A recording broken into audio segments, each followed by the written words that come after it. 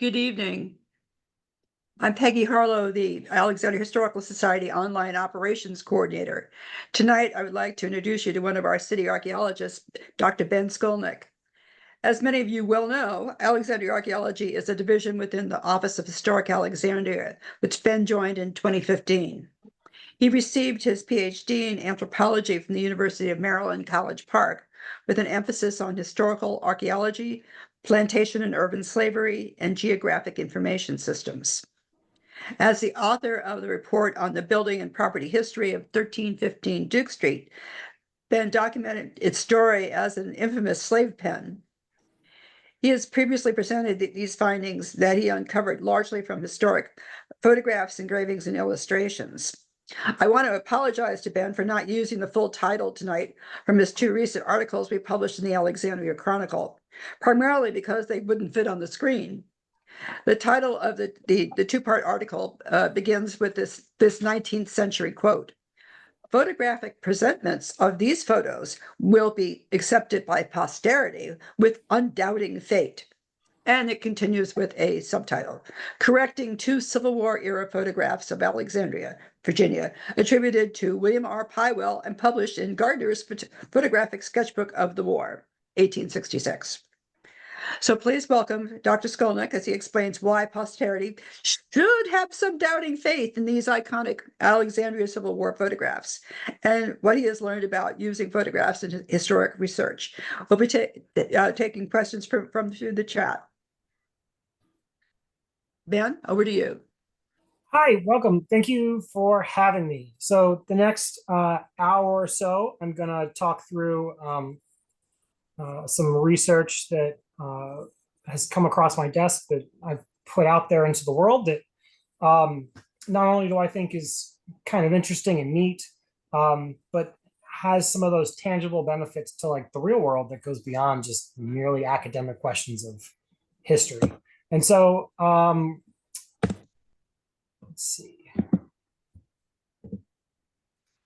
The way that I came across this, the way it came across my desk is through the slave pen at 1315 Duke Street. Back in March of 2020, as the world was shutting down for the COVID pandemic, the city of Alexandria took it upon itself to buy the remnants of the Franklin and Armfield, George Kephart, and the Price Birch and Co. Slave jail. And we purchased it from the Northern Virginia Urban League. And our intention from the beginning was to take that building and expand the small museum of the domestic slave trade that the Urban League had installed in the basement and bring it up into the rest of the building and tell the story of not just domestic slave trade, the mostly organized forced migration of enslaved African Americans from Chesapeake or the Upper South down to the Lower South across the 19th century, but to tell a very Alexandria specific version of that story and get into how it played out here in Alexandria and how it specifically played out in that building.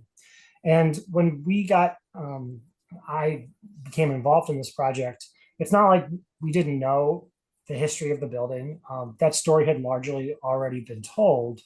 And even now, looking back 4.5 years, there's nothing radically new that we've contributed to that story. But the work that we've all done is filling in the details, the gaps, and sorting out some of these question marks that even from the 80s, the 70s and 80s, the last sort of major rounds of research done on that site, had been sort of hanging out there that to be addressed. And one of the problems, the very first problem that presented itself was to sort out the vast number of sort of just visual depictions of that building. And this sort of represents just about all of them. I think I took maybe one or two off for reasons that maybe I'll talk about towards the end. But you can see we have quite a number of, for the most part, they're Civil War era photographs, some drawings, some engravings of the outside of the inside of this building. And at the time, a professor of history from Alabama was writing a book on the business that was operating there. And he came in and gave a talk to our department. And, he showed these photographs that we've seen over and over again, and people who have looked into the history of the building have seen over and over again. And he raised his hands and said, these are from the site, for the outside ones, I can tell you where they are, but some of these inside photos, I've researched this for years now, and I don't have a handle on where these all are. And I took that as a challenge to sort of sit down and figure out. I mean, it seems like something you could figure out, and no. And so I took it as a challenge. And over the course of, I don't know, a couple of weeks, I got a fairly good handle on the internal configuration of the building. And over that process, like a lot of good historic research projects, I raised more questions than I answered. And one of those questions comes down to this problem of dating one of these photographs. And so ultimately, as Peggy was alluding to, it turned into these two articles in the last two issues of the Alexandria Chronicle. I think she said she's going to drop the links in the chat. So if you really want to sit down and read, Peggy, I don't know how many pages I went on for, but it's in depth. This is going to be the short version. And so here's the short version. There's two photographs of Alexandria that are published just after the American Civil War in this book here. This is called Gardner's Photographic Sketchbook of the War. And it's a sort of a 2-volume, 100 photograph retrospective of the war. For those of you who don't know or aren't familiar with Alexander Gardner, Gardner is one of Matthew Brady's photographers at the beginning of the war. And the date's written down somewhere, but sometime around the end of 1862 or into 1863, he strikes off on his own and sort of starts his own photographic studio. And he runs around taking pictures of the Civil War.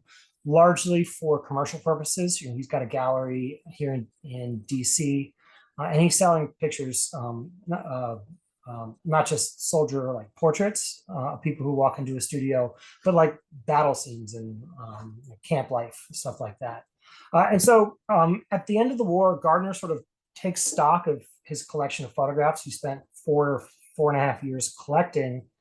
And he decides to publish this 100 photograph, like best of set. And this is some of the preface that he writes. In his defense, at the time, photojournalism or war photography or doing history is a very different process with a very different set of understandings and assumptions and ethics rules. And so the way that people understood, the way he understood his photography was as a neutral act of just capturing a scene, in contrast to written descriptions or drawings. And so when you have, I mean, this is something that's entered our lexicon. It's a photograph. It's in black and white. It's tangible. You can see it. His audience, what he intended for was his audience to just see these 100 photographs that he's published and to understand through this collection sort of an objective version of what the American Civil War they had just come out of was all about.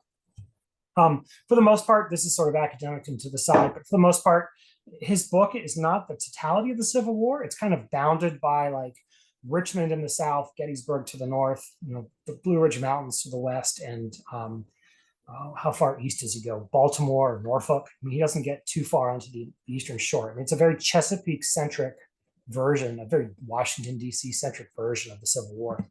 And he starts his collection here with a photo of the Marshall House. And if you're here on an Alexandria Historical Society talk, I don't need to probably go too far into the history of the Marshall House, except to say that as far as anybody up here in the North or in Washington, D.C. is concerned, there's an incident at the Marshall House on May 24th, 1861 that basically doesn't start the war, but as far as anybody up here is concerned, it's the beginning of the war. It's the first thing that happens up here after Virginia secedes from the Union and the Army crosses the river. A Union colonel goes to the top of this hotel, tries to pull down a Confederate flag that's flying overhead, and on his way back down, he gets shot and killed by the proprietor of the hotel, who in turn gets stabbed to death by a corporal who's with the colonel. And both sides get their first martyrs of the war, and it's a propaganda coup on both sides. And the hotel becomes sort of this landmark from those early days of the war. And soldiers were stealing stuff and sending splinters of wood home. Susan out of Fort Ward has the letter O from the sign that used to be on the front of the building. A soldier had taken it home with them. And so Gardner takes this photograph, or excuse me, I shouldn't say that. Gardner has this photograph and he throws it into his book. And the piece we're going to come back to here in a little bit is this date that he ascribes to it. He says this photograph taken by one of his photographers, his assistants, William R. PYWELL, but he dates it August 1862. And I guess for the last 170 years, 60 years, nobody's ever thought to go back and like double check that. And I wouldn't have if it wasn't for all the time I spent looking at the second photograph that follows the Marshall House, which is the slave pen. This is 1315 Duke Street. And as a part of doing the background history on the building, I pulled up all the photographs and I'm looking through them and I'm trying to make sense out of the features I see, trying to figure out, differences between not just the photographs, but also like 1830s abolitionist accounts when they're touring this slave jail to try to sort out what's old and what's new, relatively speaking, like what's a Civil War invention in this photograph. I should pause and say that from May 24th, 1861 onwards, this building is no longer a slave jail. The Union Army takes it over and operates it as a military prison, not for the most part, not for captured Confederate soldiers, but Union soldiers who are out without a pass or who go AWOL and get caught, bounty jumpers, civilians who are being unruly, soldiers who just don't want to be in the army and like fight and drink and gamble and swing at their officers, stuff like that. And so there's 4 years of documentation on this building, photographs, but also like long written accounts of soldiers passing through describing this very southern piece of architecture that they don't have back in places like Detroit or New York or Boston. And so staring at this photograph for as long as I did, there's some stuff here that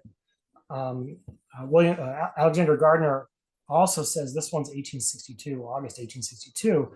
And there's some stuff that I was having trouble sorting out why it looks the way it does. If it is August 1862, there's some things in this photograph that don't quite make sense to me. And I'll get to those in just a second. But essentially, these two photographs, both of Alexandria, both in Gardner's photographic sketchbook of the war, photograph 1 and photograph 2 out of 100, both are dated August 1862. Both are taken by the same photographer. And the slave pen one, to me, didn't make sense, that August 1862 date. And so the research question that started all of this is, can I show when these photographs were actually taken? And if I can, when were these photographs actually taken?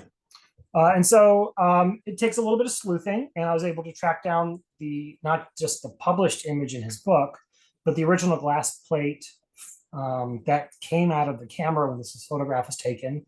And in addition to this, there's also 2 more glass stereo pairs that were taken from the same spot within minutes of this one. So that's 5 separate exposures of this image that were taken from that spot from which to work. And when doing this kind of image analysis that I did here, having these glass plates is fantastic because the resolution, you can zoom in all the way to count individual bricks and stuff, and maybe not quite read the numbers on people's hats, but close, real close, frustratingly close. And so being able to zoom in and see all of these details lets us do some of this work. So I should say that here at the slave pen, the photograph is a little bit different than at the Marshall House. It's got different kinds of things in it that we can try to date. And so in order to do the slave pen photograph, the methodology looks a little different here. What I'm doing here is taking other known visual depictions of the jail, taking physical changes that I can point to when they occur through some other source, like written documents, and being able to see presence or absence of those things, and then work out when these pictures were taken. And so we could probably sit here and just make a list of the like highlights for children, the differences between the 2 photographs. On the left, we've got 2 earlier engravings of the site. The top one is from an anti-slavery broadside from 1836. And the bottom is the cover of the New York Illustrated News dated March 1st, 1862. And it shows a scene that happened here on February 4th, 1862. And the thing I want to point out here is that the men's yard, this yard that they're all standing around in at the bottom, and then sort of off on the left-hand side behind the building on the top, is uncovered. And it's not until the soldier freezes to death on February 4th, 1862, that this yard that we see to the left of the building on the west side gets this full roof built over it. And so if we have a roof in our photograph, we can deduce that this photograph has to be taken after that soldier freezes to death in the slush and snow on February 4th, 1862, because if there's a roof over the yard, how can he freeze to death in the slush and snow if there's a roof to keep it off of him? And so we can point to stuff like that and go back through the historical record and find the origin where these architectural features come from. And we could do it with a number of other photographs as well. And so at the top is the PYWELL photograph that Gardner uses. And then down below are 3 separate photographs that I come back to over and over again, because these 3 are fairly datable. And we can make a list of all the changes we see between the supposedly August 1862 photograph and the other ones. And so the things I want to point out real fast, there are windows on the front wall of the men's yard on the top photograph. The roof line is actually steeper and higher on the top. When you start squinting at it, you can even see where the brick wall stops, and they've raised up the rest of the height with wood. The vent, those little cupolas at the top of the men's yard, those change from one long continuous vent to 2 separate smaller vents. On the main block of the building, the shutters either appear or disappear. The windows, the condition of them deteriorates over time. Likewise, the condition of the Price Birch & Co. sign changes.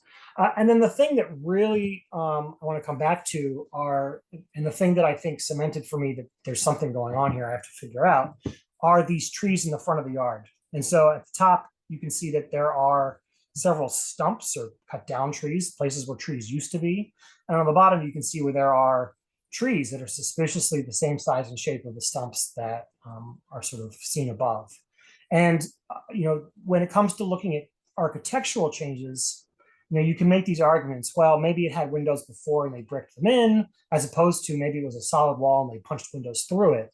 But when you have something like a tree, the argument becomes much more directional.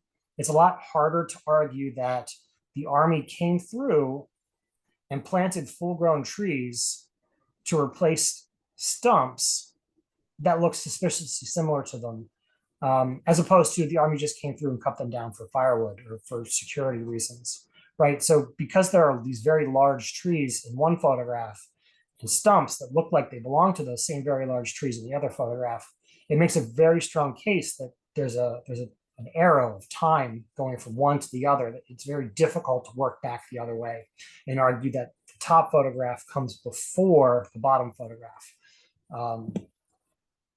And so we can go through with each of these other photographs. The other caveat here is that, unlike a photograph you take with your digital camera or your cell phone, or even a photograph you took back in the 90s on like 35 millimeter film, there's not metadata embedded in these photographs. There's nothing inherent to them that say where and when they were taken or by whom.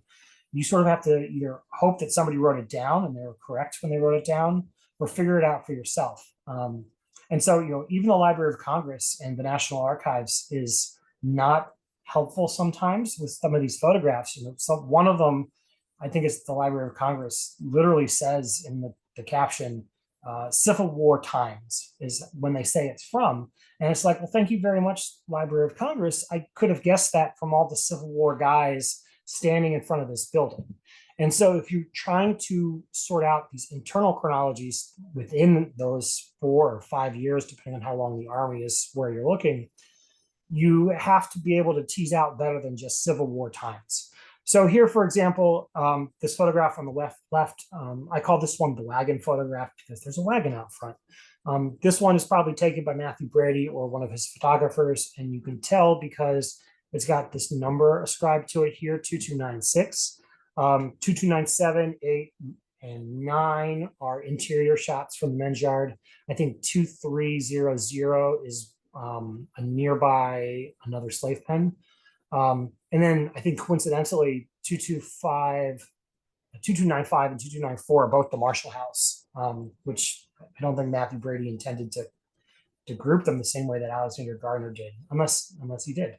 But so because this photograph, there's a roof over the men's yard, we can point to this incident here, February 4th, 1862, and say that because there's a roof over the men's yard, this photograph must post date that incident, so after February 4th, 1862. And then we can go back through the newspapers, and sure enough, if we go to the summer of 1862, we can find reference to this specific photograph from a grocer selling photographs from that first year of the war. And then the New York Daily Tribune publishes a review of like Matthew Brady's early war work, in which it explicitly says he's gone and take pictures of the slave pen. And so I can point to this photograph by name as existing by the summer of 1862. And so we've already got a bracket here for this wagon photo, February 462 to, let's say, July 19th, 1862. And then we can go back to the photograph and note that there's no leaves on the tree. And there's, we'll see in a second that this tree isn't dead, it has leaves, it just is dormant, it's wintertime. And so that pushes the date on this wagon photograph to sometime between February 4th, 1862, to whenever leaves start to grow on the tree in Alexandria in the spring. So like April, mid-April. And we can create this bracket just by looking at the photograph and doing a little bit of detective work behind this photo. And established a bracket of about 2 months, 2 months and change, without any other kind of help. This one, we know this one's taken by not Matthew Brady or any of his photographers. It's taken by a photographer named Andrew J. Russell. We know Andrew J. Russell didn't pick up a camera and learn how to do photography until February of 1863. And he wasn't sort of reassigned to the military here in Alexandria until March 1st, 1863. And so that gives us a fairly good beginning date for this photograph, because how could Andrew Russell take this photograph if he doesn't know how to operate a camera? Working towards an end date, we have this document here. I think the Alexandria Library Special Collections has this one. And this is a tri-monthly report from the Union officer who's in charge of running the prison here during the war. And here on December 31st, 1864, he says that they are, what's he say? My picture's in the way, I can't read it. Another story is being added to the West Wing, which will be completed about the 31st of December, 1864. And so he's describing this work that they're doing to increase the capacity of the prison. And so when you look at some of the other photographs, you look at the brick wall in that alley that's there, you can even see a doorway that has been bricked in up on the second floor that doesn't make sense with this roof configuration and only makes sense with that higher, steeper roof configuration that you see in the photograph that Alexander Gardner uses. And so essentially what I'm saying is that this roof line that we see here had to have been changed in December of 1864 to accommodate that second story inside that west wing, the men's yard. And so that gives us another bracket. So March, spring of 1863, you can see that there's leaves on this tree in this photograph. So like April of 63, all the way through, not to December of 64, because the leaves would have fallen off, but October or early November. And again, just by knowing, took the photograph, and a couple other of architectural details that you can document elsewhere in the historic record, we can take just this image and find a date that works for it. And then we can use that to sort of triangulate these other sources. This one is a sort of a panorama taken from up on Shooter's Hill. And there's actually two different sets of these that are taken. One is much better known than this one, and that's the set of panoramas taken by, again, Matthew Brady, or more likely photographers from his studio, of the camp of the 44th in New York. It's the one with all the arches. Let's see, where's my arches? This one. And so you see this one all over Old Town and up on the Masonic Memorial. This one's taken March 20th, 1864. We know it's taken March 20th, 1864 because the 44th New York in the regimental history says, on March 20th, 1864, Matthew Brady's photographers came out and took pictures of our camp. And this is how we built the camp. It looks just like this. And the whole regiment has these photographs. But this photograph's a little bit different than that one. The angle's a little bit different. And there's a, where is it? There's this thing on the top left, which when you look at it, was a house, it was a bakery, and it burned down. And if you look at it, you can see the ruin, you can see the old roof lines, you can see where the brick walls didn't burn, but the wooden roof did. Whereas in the Matthew Brady photographs from up on Shooter's Hill, March 20th, that building is still standing. It hasn't burned down yet. This building burns on April 18th, 1864, which if there's a burned building in the photograph, the building doesn't burn until April 1864. This photograph has to be taken on or after April 18th, 1864. A tiny problem is that this photograph is so similar to this dated one that Andrew Russell takes, which he dates April 15th, 1864. It's like the exact same spot. It's framed exactly the same. I have trouble convincing myself that he marched up to this hill and set up twice in the same spot, the exact same spot. And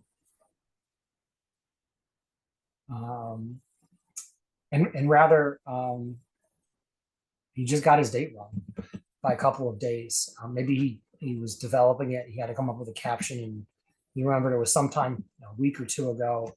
But you can see that in the dated photograph that Russell dates to the 15th, here's that same building.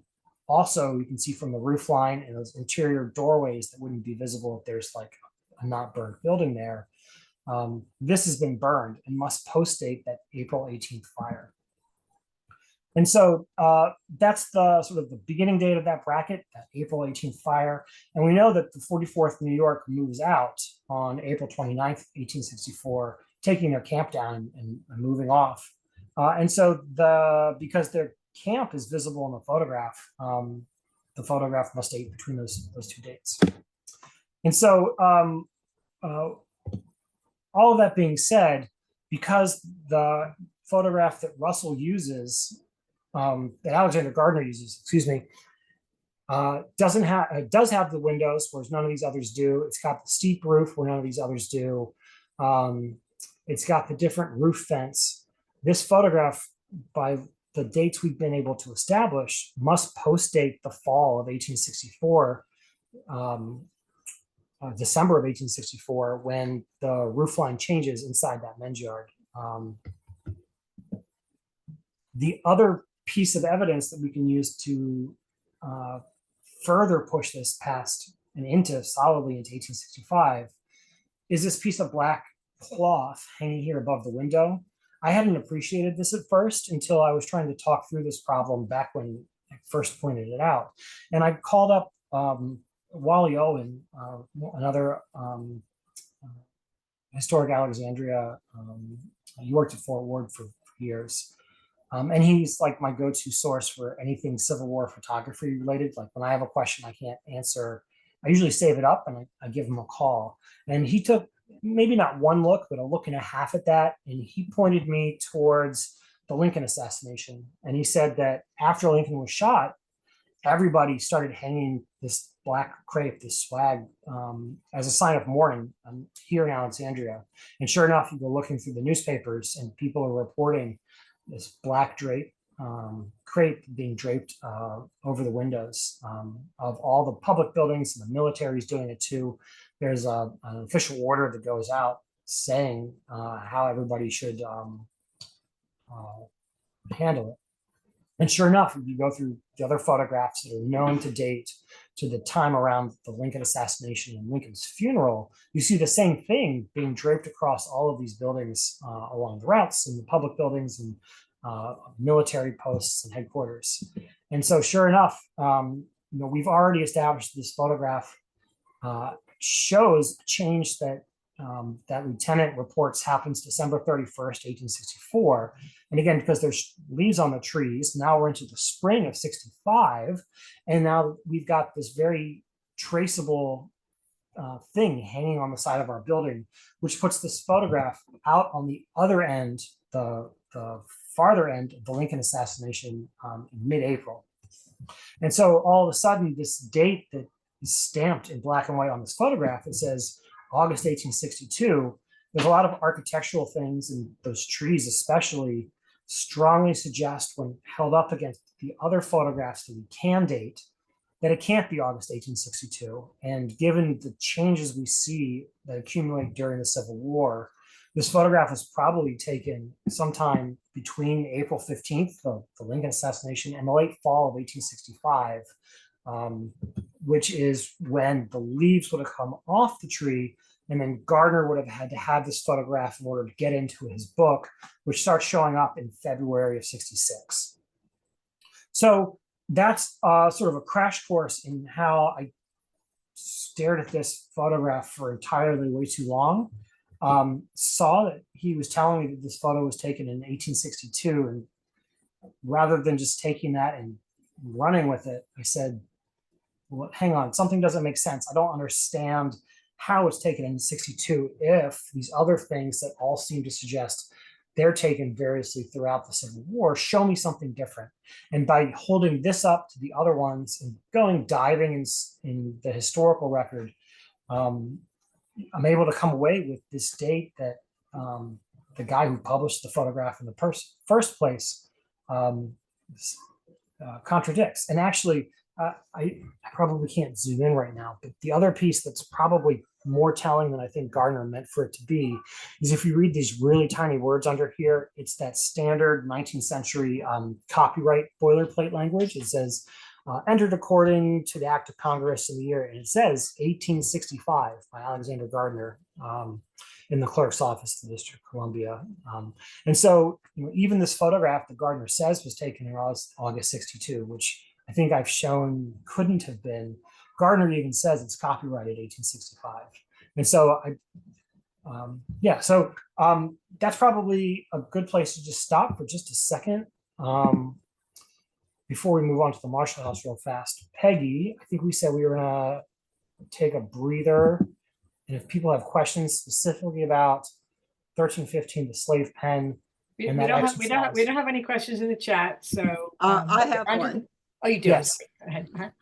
Okay, one question I have is since your work started to as an effort to study the building so that OHA could make changes to the building or renovate the building, that to refer back to its past life. Is there anything any specific thing that got changed because of what you found in the photographs?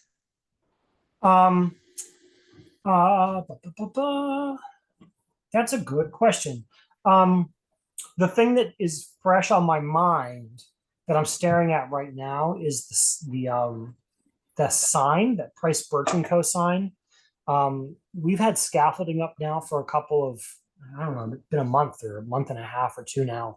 And so we've had a chance to climb around the front of the building. And we've done some additional paint analysis looking for the Price Birch & Co. sign. And I think one of the things that we've realized in staring at this photograph is, I think, again, the reason we thought about it is that in every other photograph at the front of a building, what you see is this solid white band, and the letters are painted onto it. This white band, Price Birch & Co. Dealers and Slaves. But when you look at this Gardner photograph that I think we can show dates to the end of the war. That whitewash band is almost gone. It's faded. It's like a chalky shadow almost.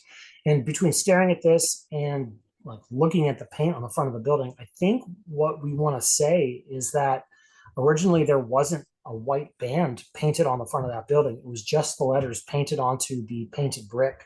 And that white band was actually the Union Army came by and tried to paint over those letters. And at some point, the provost marshal came by and said, you know, I want people to know what that building used to be. You need to go and scrub off the paint, off the whitewash, so people can read the letters again.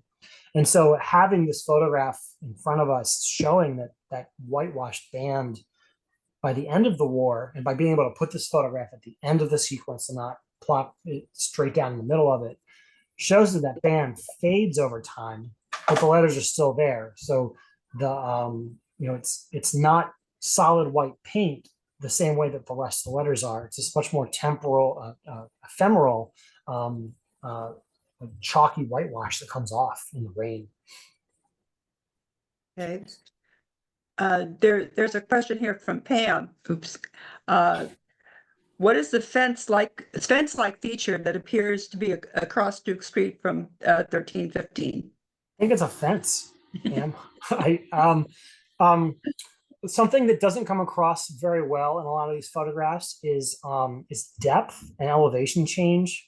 And I think that as you start getting down that part of Duke Street, you know, once you start getting towards west, there's topographic relief and variation that it's gone now, but back then there's like gullies and ditches and stuff. And I wonder if it's an attempt to keep people from falling. You can kind of see it in that photograph at the bottom. You know, there's high ground back there behind it. And you can see it here on that first engraving from 1836. There's like a slope down to Duke Street, and maybe it goes off the side. And so maybe it's just a fence design, a guardrail designed to keep people from falling off Duke Street. Okay. Yeah, so that's probably the best slide I've got here. You can see down at the bottom, maybe the bottom left, it's the this whitewash band. It's very solid. When you look at it, you can't see the mortise, the brick mortar joints behind it. And when you look at the letters, it looks like the letters are painted on top of it, because you can't see the cracks in between the bricks. Whereas this one's a couple years on, and you can see if you get your face close to the computer, like in the H and the and the C and the O, you can start to see those cracks. And I think what it is it's just paint washing down the side of the building. And by the time you get to the end of the sequence up here, it's like a chalky shadow almost, where paint's probably not the right word to describe the band. I mean, it's like a lime wash. It's real thin, and it dissolves in rain. And you answered that other question. Are you ready to say anything about that picture that you aren't showing about the girl in the cells? Nope, not yet. Okay. So future references. That's the next talk. Okay. All right. I think that covers it, unless Paula has any other questions. On to the Marshall House. All right, Marshall House. So when I was grappling with the question of 1315 Duke Street, and is it possible that Alexander Gardner backdated his photograph when he published his book, one of the things that Wally suggested that I look at was, you know, maybe I should. Why do I have little red dots everywhere? I don't know how to end that. You're just going to have red dots on the slide. One of the things Wally suggested was to turn back one page in Gardner's book and look at this other Alexandria photograph. And if I can show that Gardner does something similar with this photograph, then maybe it's just something that he does, and I can strengthen the case for him doing it with the slave pen one. And so I don't know, maybe it was the winter when the ground was frozen. I didn't have any holes to be digging. And I took that as a challenge to sit down and see if I could figure out when this photograph of the Marshall House, which Gardner says was also August 62, was taken. And so there are a number of other photographs of the Marshall House. It and the slave pen are probably the two most visited sites in Alexandria during the Civil War, and the two most photographed and documented buildings. I feel like we don't pay a lot of attention to the Marshall House here in Alexandria because it burned in 1873 and then it got torn down during urban renewal, what was left of it. And so it's just not there anymore. It's on the site of it's now the Alexandrian Hotel on the 400 block of King Street. And so I figured that the best way to go about this was not to do this sort of relative dating by pinning down when certain photographs were taken and look at changes over time. I did it a little bit, but I figured the better way to do it was to just look at the things that are written in this photograph. And so if you look closely, you've got all kinds of advertisements and shop signs lining the 400 block of King Street here. And I figured that these can be fairly temporally sensitive markers, and I should be able to track down these businesses in the local newspapers and figure out when they're here in Alexandria at these addresses on King Street, and then use that to try to establish when this photograph was taken. And so, seriously, how do I turn that off? Screen. I don't know, it's just going to be red. So I went here. This is I should say all of the addresses in Alexandria get renumbered in the I should know this year, 1889, I think, somewhere in there, because the address system is confusing and people get lost and the numbers don't make sense. And it's from then on that we get this regular ordered numbered block system where every block gets its own 100 numbers, odds on one side, even on the other, and they all go up in one direction and down the other. But so back then here at 112 King Street, this is sort of on the western edge of the block next to the Marshall House. This is the shop of, as you can see in the photograph, if you squint, one Julius Schoenfield. And he runs a dry goods store. And so I went through the newspapers and I also pulled up the original 1862 to like 1866 IRS income tax returns lists, which are archived and still exist. And sure enough, I found the proprietors of the store at 112 King Street. Here in the 1864 list, it's Max Koningsberg.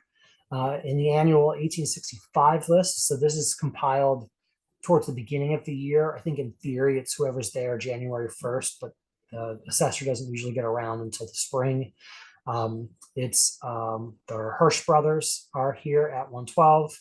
And it's not until the following assessment, the one that's conducted in 1866, that Julius Schoenfield shows up here at 112 King Street, which is to say that he must have arrived here sometime after the assessor came through in 1865.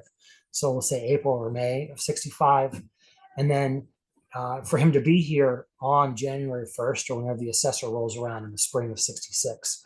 And so from just this first address, again, we've blown that August 1862 date out of the water because Julius Schoenfield's just not there in August 62. He doesn't show up until possibly August of 65. Moving down the street, there are two signs above 110. This is just next door to the left, to the east. You can see on the lower sign, it says James Entwistle, and then it probably on either side says 110, 110. And then above that, it says J and W.J. Entwistle's City Bookstore. And running that name through the old newspaper archives, you come up with this advertisement for their business. And they say that from August 1st, 1865, James Entwistle is no longer operating his bookstore as James Entwistle. He's operating it as J and W.J. Entwistle, their bookstore. And so if this advertisement is true, if they paid money to the newspaper to advertise that they've changed their name and they have a new the name of their firm has changed and they're working together in business as this bookstore, then from August 1st, 1865, they can be located here on this address. And it doesn't make sense. You don't expect to find them here if they're advertising that from this date, August 1st onwards, they're going by J and WJ Epistle. That provides us, again, not an 1862 and August 1862 date, the one that's August 1st, 1865 onwards. What I can do is I can point to, I said I do a little bit of looking at other photographs of the Marshall House. This one I think is particularly interesting because I think this photograph is taken on the same day, within minutes or maybe an hour or two of the one that appears in Gardner's book. When you look at the signs that are visible, they all match. And then the really interesting piece is when you look at all of the windows and shutters and curtains, I think there's something like 60 windows that are visible in these, 40 or something like that. But when you look at them, there's only maybe 3 that have changed in between the 2 photographs, which isn't something I expect to be constant over time. You'd expect that windows open and close, and sometimes they're open all the way and sometimes they're not. But like windows that are like half open or shutters that are half pulled, they all match for the most part, except for like 3 of them. And so this is one of those pieces here that has an asterisk next to it where I say, if these photographs were taken on the same day. The thing I want to point to is the photograph on the right, again, shows us a tree with leaves on it on the far right-hand side. And because it shows us trees with leaves on them, this photograph can't date to the winter of 1865, but dates in between August 1st, when the Entwistles rename their bookstore, to the time when the leaves fall off the tree, because Gardner's book starts showing up in stores by February of 66. And so that's sort of the biggest asterisk here, is that assuming that these 2 photographs are taken on the same day, then therefore we can narrow down this window even tighter. But in any case, the photograph dates to between certainly after August 1st, 65. There's a number of other businesses down the street that are all late 64 into 65 as possible dates, and none of the early war businesses or advertisers names are on any of these signs. And so having looked through the newspapers and the tax lists and some of the other photographs of the Marshall House, a very similar picture starts to turn up, where Alexander Gardner takes these 2 photographs from one of his employees, William PYWELL, and he publishes them in his book with these August 1862 dates. They're both 1865 photographs, sometime between the spring, or in the one case, August 1st, and the late fall when the leaves fall off the trees. And Gardner is sitting there, started to prepare this book for publication. And one of the questions that I grapple with is why? And ultimately, I think it comes down to how Gardner understands what he's doing, how he sees this photographic project, this documentation of the war. Both of these Alexandria photographs are at the beginning of his books. The Marshall House is sort of the opening shots of the war up here in the Chesapeake, at least, as far as most people are concerned.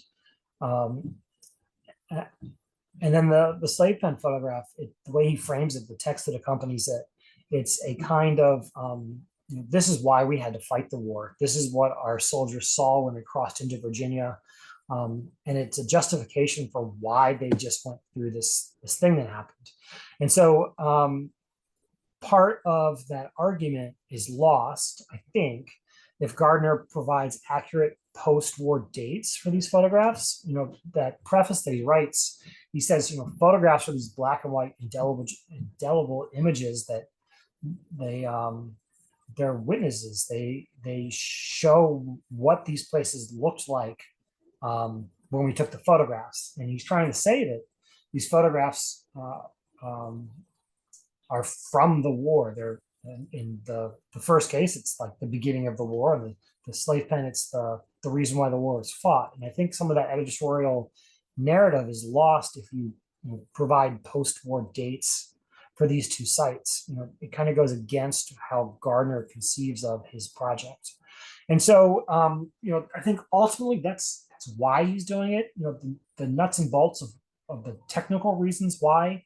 Either he didn't have 1862 or early war photographs of these sites. Either he didn't take them, or when he left the employ of Matthew Brady, he didn't take the plates with him, and Matthew Brady's got his photographs still. Or I was able to document an instance of a fire at Gardner's studio in September of '65. And so it may have been that Gardner did have early war photographs of these two sites that he intended to use, but there was a fire at his studio, and there's record of some photographs being damaged or lost. And so it never comes out and says, here's the answer to the problem you're having. But it's possible that Gardner had photographs and he lost them in that fire. Or then maybe he did have photographs and he just didn't like them. And so I can't prove yet that these two photographs were taken on the same date, except to say that I think I can show that the Marshall House was taken after August 1st, and the one of the slave pen, it just feels like Alexandria in the summer. I don't know how to quantify that or prove it beyond just a gut feeling. And so if you made me guess, I'd say that Alexander Gardner is getting ready to publish his work, and he realizes for whatever reason he needs these two photographs, and he sends one of his employees across the river with a camera, and he sets up the photograph here in Alexandria and takes both of them and runs back across the Potomac to get them developed and put into Gardner's book. And so part of this is a really academic problem that it's interesting. It's occupied a lot of my brain thinking through how to sequence this.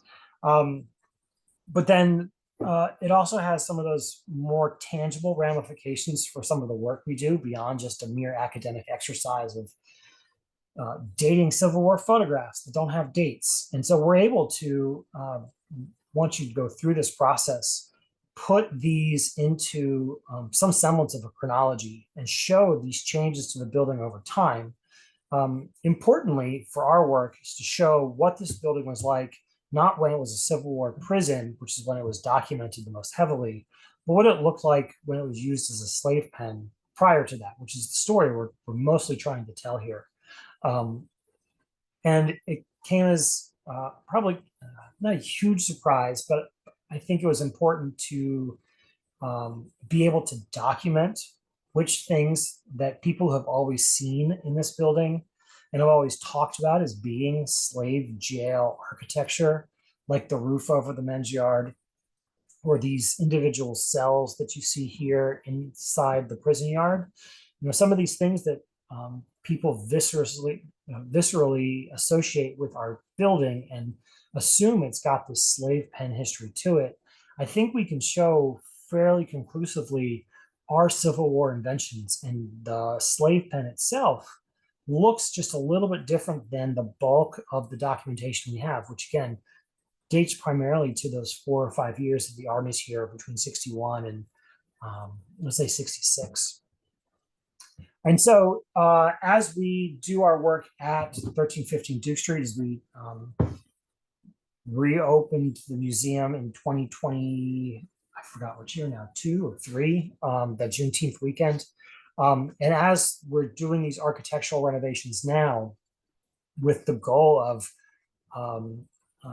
opening up a more permanent exhibit that sort of collects all of this knowledge that we've worked toward, being able to show what this building looked like in the 1830s, 40s, and 50s is one of our highest priorities.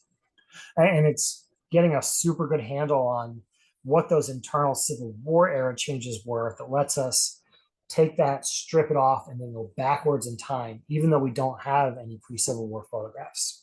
So that's the end of what I've got. It's a crash course in taking two dates that are in black and white on two Civil War photographs and saying, I think I know better than the author of the book. How can I prove that? And going through the historical record, going through some architectural observation of the building, and being able to build this case, pulling together multiple threads from multiple directions to establish when those two photographs were actually taken. So that's the end of what I've got. Peggy, you've got questions, I think, for me. If there's anybody. Let's see if there are any other new ones. Okay, some of these, one of my questions was,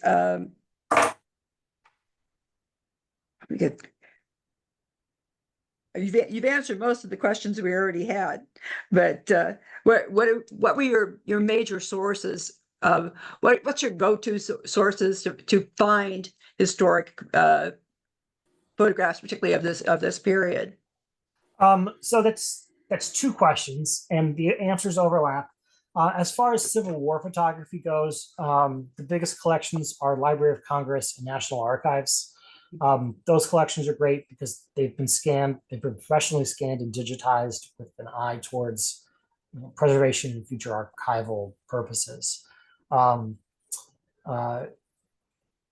There's a bunch of other smaller repositories that have Civil War collections. The Getty, the Met, the Huntington Library, Smithsonian. Massachusetts has one online called Digital Commonwealth. Southern Methodist University, Colgate. There's a handful.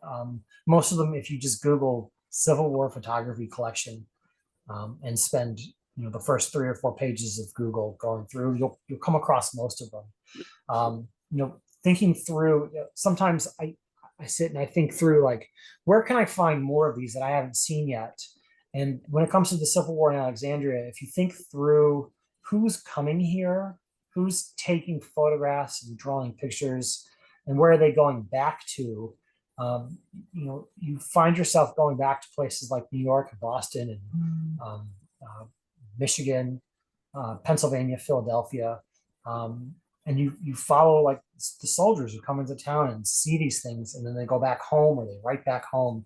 And that's where a lot of these smaller collections come out of.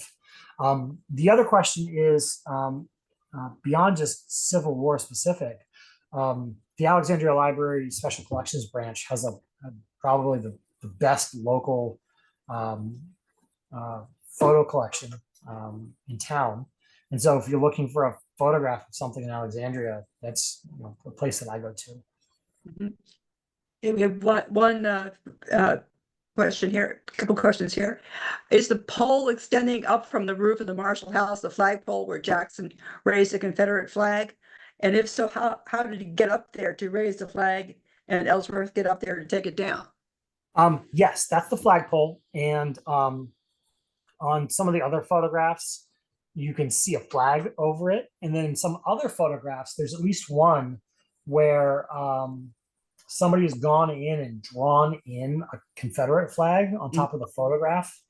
And you can tell it's drawn in because it looks drawn in. But number two, like, why would there be a Confederate photograph?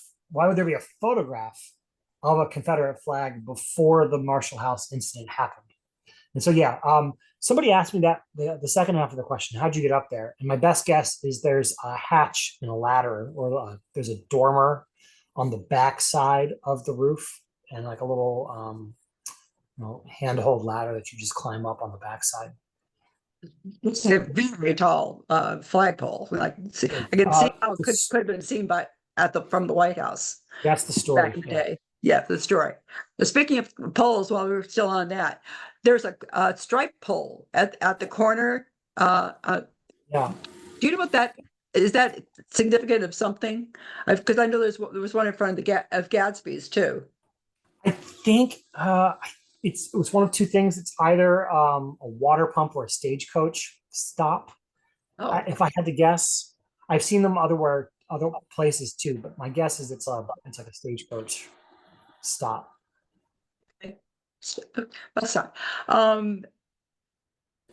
And we have someone who has told us that Wally Owen says that there was a hatch that went to the roof. See, when I have Civil War questions, Wally's the one with the answers. Pam has a question. I'm going to add a little bit to this. How is contemporary technology and also upcoming technology, AI, allowed and or improve your ability to do this analysis? I'm not sold on AI yet. We'll see.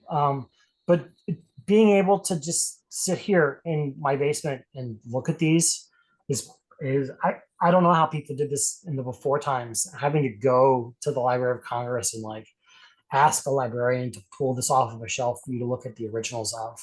Being able to zoom in and like count bricks on these without actually having to go anywhere or like pull these fragile pieces of glass off of a shelf, or even being able to just do a keyword search across dozens of repositories, without having to like write letters and wait a month and a half for people to get back to me about whether or not I should take a trip to Coldwater, Michigan to look at a collection. So as far as like technology goes, it's less like the imaging technology and more the communication, digital searching that, even doing the background history of the building, I said that at the beginning of the talk that there's nothing radically new about that site that I don't think we knew before. It's the details and the little key bits and the gaps that are being filled in.